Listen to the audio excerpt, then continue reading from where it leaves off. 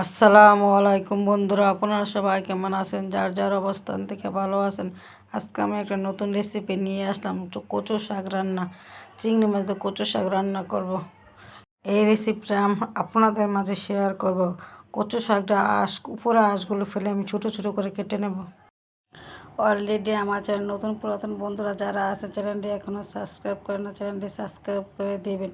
আর যারা চ্যানেলটি সাবস্ক্রাইব করে দিয়েছেন তাদেরকে জানাই অসংখ্য ধন্যবাদ।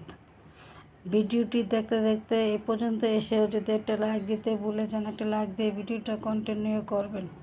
ফুল ওয়াচ করে দেখে নেবেন, টেনে টেনে দেখবেন না।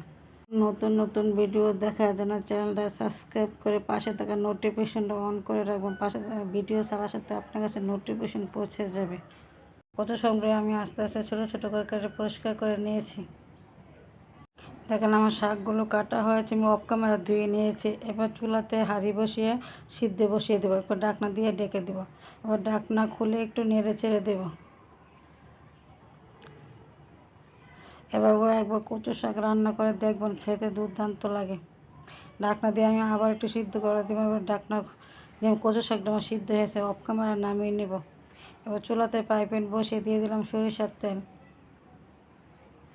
তেলটা গরম হয়েছে, আমি 3টা শুকনো মরিচ মাঝখানটা ছিঁড়ে দিয়ে দেবো।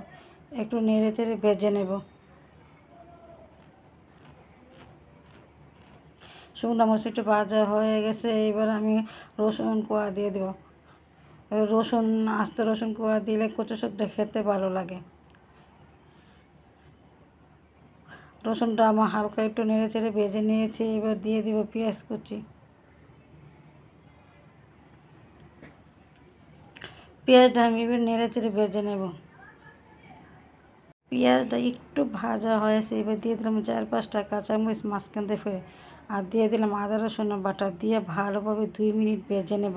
যদি কাঁচা গন্ধ চলে যায় আদা রসুনের,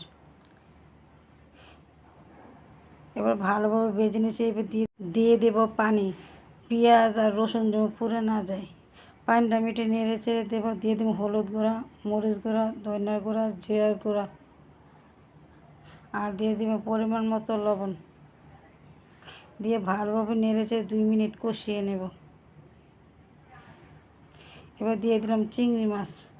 চিংড়ি মাছটা নেড়ে চেড়ে দিয়ে আমি ভালোভাবে 5 মিনিট কষাবো, চিংড়ি মাছটা সিদ্ধ হয়ে যাবে। এবার ঢাকনা দিয়ে ঢেকে দেব। ঢাকনা খুলে আমি আবার একটু নেড়ে চেড়ে দেব। দেখেন মাছটা আমার কষানো হয়ে গেছে। এবার দিয়ে দেবো কচু শাক। এবার নেড়ে চেড়ে ভালোভাবে কচু শাকটা আমি ভেজে নেব। দেখতে দেখা যায় কত লোভনীয় হয়েছে, খেতে হবে দুর্দান্ত। এইভাবে দেখবো কচু শাক খেলে গরম ভাতের সাথে 1 প্লেট ভাত নিমিশে শেষ হয়ে যায়। যারা যারা কচু শাক পছন্দ করেন তারা এভাবে চিংড়ি মাছ দিয়ে কচু শাকটা রান্না করে দেখতে পারেন। আমার শাক রান্না হয়ে গেছে, আমি এবার নামিয়ে নিলাম। দেখেন কতটা লোভনীয় হয়েছে।